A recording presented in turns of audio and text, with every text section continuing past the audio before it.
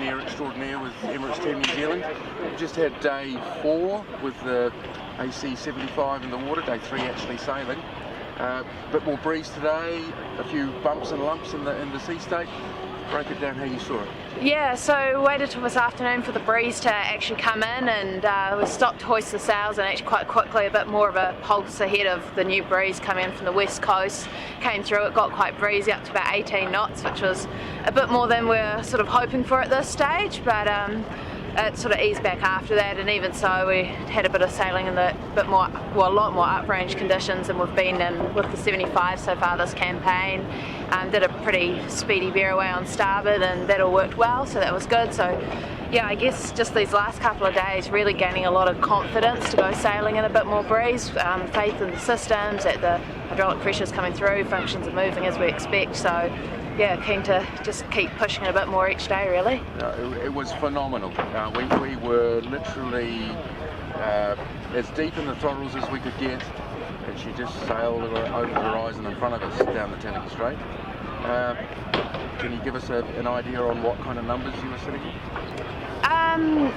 I'll say we've went the fastest we've gone this campaign. Okay, thank you for that. I'm sure it was over 50, but we'll leave it there. So we're obviously seeing more performance out of the boat.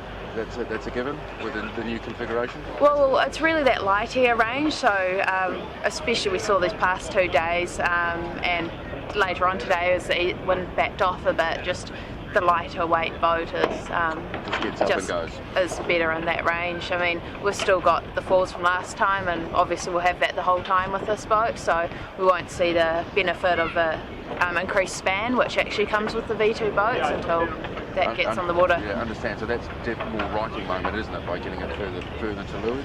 Well, it's more efficient having a longer foil, so I mean, last time we were allowed to go to a 4 metre span, every team went to a 4 metre span. This time you're allowed to go 4.5. I was saying back with the AC50s, you're trying to maximise that span and reduce your induced drag. Okay, so that's a higher aspect foil. Yes. That's all that is. So it doesn't give us more riding moment, or a little bit? It's more or less drag.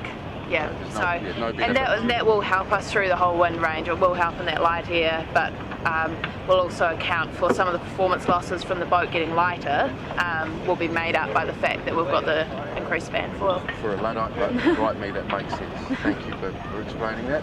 Now we noticed the cockpit's sort of almost original layout with the 5 receptacles each side. Is this something that we're going to be looking at for the training purposes to get extra people on board protected? Well, we're really, I think, seen it with the boats all along. You're trying to cover up your people as much as possible. In the class rule, writing it the first time round, and it got reviewed, and again this time there's a whole lot of debate on all the crew coverage, because from an aerodynamic perspective, ideally you'd put everyone below deck, but from a TV perspective, everyone wants to see people and see them working and what's going on, so it's tricky to find that balance, and everyone's going to push right up against the limits of covering their crew as much as possible. But yeah, it does go into that safety side. Also, actually being locked in is better than being out in the open. Elise, thank you so much for your time. Once again, you've enlightened us all, but not too much. Yeah. Thank you. No worries.